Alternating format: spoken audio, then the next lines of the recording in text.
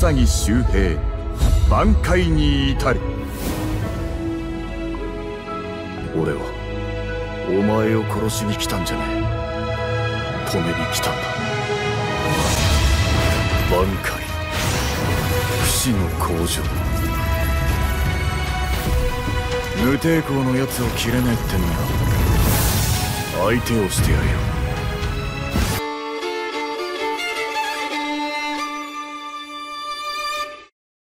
Aujourd'hui, on va en finir avec la rétrospective Ken Fear Your Own World, et pour cet épilogue, ça va être le moment de s'intéresser à ce que vous attendez tous, le Bankai d'Isagi.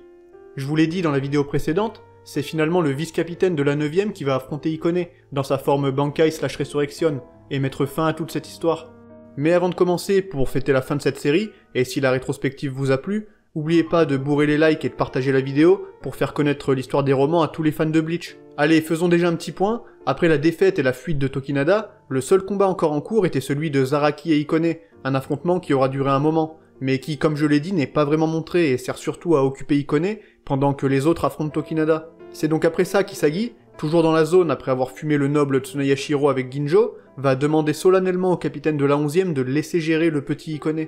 Bon là, vous vous en doutez, Zaraki ne l'entend pas de cette oreille, mais Isagi a un argument de poids. Ikone est faible, et pour un Shinigami portant le nom de Kenpachi, c'est un déshonneur d'affronter un tel ennemi. Ce que veut dire Isagi par là, c'est qu'Ikone, en ne sachant rien de la vraie vie et du monde qui l'entoure, est en réalité loin d'être fort, malgré son Reiatsu hallucinant et toutes ses capacités. Comme vous le savez, Tokinada s'est toujours servi de lui, sans rien lui enseigner, et maintenant que ce dernier n'est plus là, Ikone est complètement désorienté. Le capitaine va donc accepter la demande d'Isagi, qui compte apprendre la vie au gamin, et l'arrêter sans avoir à le tuer. Son but est de pouvoir lui offrir un choix, le laisser découvrir le monde réel et lui montrer que tout n'est pas toujours rose. Malgré son origine et le fait qu'il a été créé de toutes pièces par Tokinada, il mérite quand même, selon Isagi, de vivre et de décider de lui-même ce qui est bon pour lui. C'est aussi bien entendu la volonté d'Ora, qui se considère comme sa mère, du fait qu'elle est celle qui lui a donné la vie à proprement parler. Bref, c'est l'heure de la bagarre. Isagi semblait d'ailleurs en osmose avec son Zanpakuto, et a pu à travers cette aventure discuter plusieurs fois avec Kazeshini, et finalement en arriver à le comprendre, ce qui lui permettra enfin d'atteindre le Bankai, la clé de sa victoire contre Ikone. Mais avant, il va quand même se faire trancher en deux. Enfin, vous inquiétez pas, c'est normal, c'est à ce moment-là justement qu'il a son échange final avec Kazeshini. Ce dernier va finalement accepter de se soumettre car Isagi a sacrifié sa vie pour ses convictions. En se lançant face à Ikone sans réel plan, et en bravant sa peur, il a compris, comme Ichigo dans l'arc final, que son Zanpakuto était en fait une partie de lui-même, et il comprend enfin l'essence même de son pouvoir. Il a toujours cru que ce dernier avait un côté maléfique, taillé pour tuer, mais ce n'est pas réellement le cas, car le plus important chez Kazeshini ce ne sont pas ses lames, mais les chaînes qui les relient. On apprend aussi qu'il est en réalité impossible pour un Shinigami normal d'avoir un Zanpakuto comprenant 2 lames. Si Ukitake en avait 2 par exemple, c'était à cause de l'influence de Mimihagi. Quoi qu'il en soit, après s'être fait découper et après avoir dialogué avec Kazeshini, Isagi va enfin passer aux choses sérieuses, et il va tout simplement se relever sans problème. Si vous voulez, c'est dû au fait qu'il vienne tout juste d'atteindre le Bankai, et Ikone va être très étonné puisqu'il pensait l'avoir buté. Mais le Bankai du vice-capitaine de la 9ème est vraiment très particulier, puisqu'il représente parfaitement sa personnalité et son envie naïve d'être un Shinigami exemplaire, mais représente aussi la raison d'être des dieux de la mort. Si en Shikai, Kazeshini prend la forme d'un engin tueur fait pour trancher et prendre la vie, ce qui fait bien sûr partie des devoirs d'un Shinigami, son Bankai, lui permet d'influer sur le cycle de vie et de mort. A noter que le nom de ce Bankai, Kazeshini Kojo, est appelé Fushino Kojo dans BBS. Du coup je sais pas quel nom est vraiment le bon, mais je préfère le premier perso. En l'activant, il va invoquer des milliers de chaînes, prenant pour source une énorme sphère qui se place au-dessus de lui. Il se retrouve donc enchaîné et lié à son ennemi, et les deux ne peuvent désormais plus mourir. Et c'est pour ça d'ailleurs qu'il a survécu au premier coup d'Ikone. En plus de ça, le Reiatsu autour des deux personnages semble comme gelé sur place, et il a l'air impossible de se défaire de l'emprise de ce Bankai. D'ailleurs, Isagi peut bel et bien choisir sa cible, c'est pas comme les Bankai de Shinji ou Kyoraku par exemple. Et là, c'est la déroute pour Ikone, qui va tenter de trancher Isagi à l'infini, sans jamais réussir à le tuer. Peu importe qu'il le découpe, qu'il l'explose ou le réduise en poussière, celui-ci est toujours là, et ne montre aucun signe de faiblesse. Ikone, confronté à un phénomène qu'il ne comprend pas, commence à vriller, comme un gamin en pleine crise d'angoisse, et au fil de nombreuses attaques, il épuisera son énergie spirituelle. Parce que oui, la petite ruse de ce Bankai, c'est qu'au fil des attaques, Ikone perd petit à petit sa pression spirituelle. Celle-ci est en fait utilisée pour annuler les blessures qu'il a causées à Isagi. À chaque fois qu'Ikone le tranche, une partie de sa pression spirituelle est donc absorbée par les chaînes. Mais ça marche dans les deux sens. Si Isagi attaque son adversaire, c'est alors son Reiatsu qui sera diminué pour alimenter la remise sur pied d'Ikone. Et vous vous doutez bien que le gamin comprend que dalle du coup, et n'est pas en mesure de se défendre face à ça. Il ne comprend pas pourquoi Isagi ne l'attaque pas, et à force de le défoncer à l'infini pour rien, et même après avoir menacé de le torturer, il commence à éprouver des remords, regrettant de s'en prendre à un adversaire qui ne se défend pas. Et c'est ça qui est très cool dans ce combat. Au fur et à mesure qu'Ikone attaque, il gagne en humanité, et Isagi lui fait comprendre avec des mots parfois durs mais sincères qu'il doit vivre sa propre vie de lui-même, sans compter sur Tokinada ou n'importe qui d'autre. Il doit se faire sa propre idée de la vie, découvrir le monde et les choses de lui-même, en d'autres termes, il doit pas avoir peur de son propre monde. Ikone va donc réaliser qu'il est en fait impuissant sans Tokinada, et que ce n'est pas de cette façon qu'une vie doit être vécue. Isagi, faisant preuve d'une maturité exemplaire, va à travers le combat enseigner ce qu'il a appris durant sa vie de Shinigami et transmettre ses valeurs aux petits, qui méritent de vivre une vie normale malgré tout.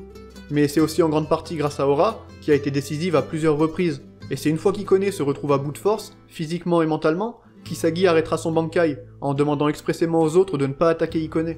Après, rappelez-vous bien qu'Isagi aussi est à moitié mort, car comme leur pression spirituelle était liée, il finit à bout de force, d'où le fait que ce Bankai est parfait pour forcer une égalité avec son adversaire. Du coup, certains vont peut-être me dire que c'est pas ouf comme pouvoir, mais en vrai ce Bankai est monstrueux, surtout si Isagi n'est pas seul.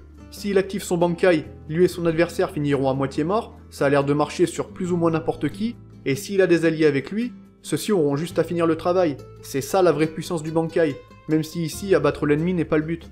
Enfin, c'est pas le but des Shinigami pour le coup, mais vous avez pas oublié Ikomiki Domoe quand même. C'est après la défaite d'Ikone que le Holo va finalement sortir du Zanpakuto pour tenter, comme il l'avait dit, de bouffer le gamin. Il ne parviendra finalement qu'à absorber une infime partie des fragments du Roi des Esprits, et alors qu'il commence à faire le dingue, bam! Il se fait trancher en un éclair par Kenpachi, qui sort enfin notre Zarashi pour découper en deux le Holo antique. Et cette fois c'est vraiment fini, alors que la team apprend la mort de Tokinada depuis Soul Society, car la communication est maintenant rétablie.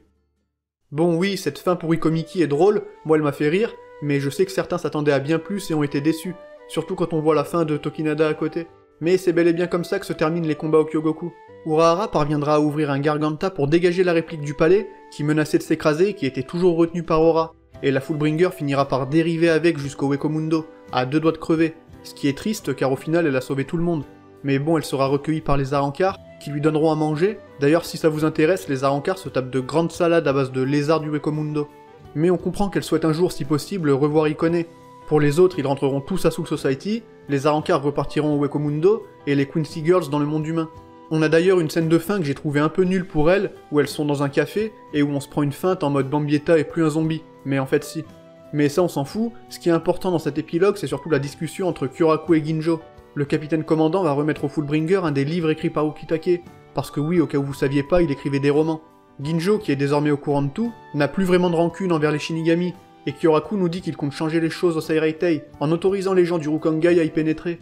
Ginjo lui répond alors que s'il en a le droit, il aimerait se rendre sur la tombe d'Ukitake. Mais vous allez me dire, et Ikone du coup? Bah il est au Rukongai, au calme. Il a choisi de vivre sa vie là-bas, son Reiatsu est désormais beaucoup plus faible qu'avant, mais il se débrouille de lui-même, et Isagi passe le voir de temps en temps, prenant un peu la place du mentor, pour être sûr que le petit reste dans le droit chemin. On a aussi une scène 10 ans plus tard, qu'on avait déjà vue dans le manga. Rappelez-vous quand Shuei affirme à Itsugaya et Matsumoto qu'il maîtrise bel et bien le Bankai, et que ceux-ci ne le croient pas. Bah vous savez maintenant que c'était pas un mytho. En tout cas, à travers ces romans, on a eu droit à un bien beau développement pour le personnage d'Isagi, qui est la définition parfaite de ce que doit être un Shinigami. Durant cet arc, on a pu le voir surmonter ses démons, et selon Kubo, le vice-capitaine était le personnage parfait pour jouer le rôle principal ici. L'histoire proposée à travers Kenfir est plutôt simple, mais très bien amenée et racontée de manière efficace. Et franchement, si vous n'aimez pas Isagi après ça, est-ce que vous aimez vraiment Bleach au final? Enfin bon, là-dessus, on en a terminé avec Kenfir Your Own World. Honnêtement, on pourrait parler et analyser pendant des heures toutes les thématiques, le développement des personnages et de l'univers, mais bon, en vidéo, ça me paraît compliqué. Et c'est pour ça qu'on va bientôt se faire un live sur la chaîne, où on pourra débrief de toute cette série, et parler plus en détail de certains passages marquants. Donc voilà, ça va être cool, et si vous voulez pas manquer ça, n'oubliez pas d'activer les notifs ou de me follow sur Twitter pour vous tenir au courant de la date. En tout cas, merci à tous ceux qui ont visionné ces vidéos sur Kenfir Your Own World. C'était énormément de travail de résumer toute la série, j'ai fait de mon mieux pour traiter tous les points importants, mais le gros défi c'était de réussir à illustrer tout ça. J'ai fait ce que j'ai pu et j'espère que vous aurez apprécié. Si c'est le cas, n'hésitez pas à claquer vos Bankai sur le bouton like pour soutenir la chaîne et l'amour de Bleach. On a 2 grosses vidéos qui arrivent pour juillet, mais il va falloir recharger tout mon Reiatsu là, alors je compte sur vous, et en attendant la suite, c'est là-dessus que je vous dis vive Bleach, et à la prochaine tout simplement.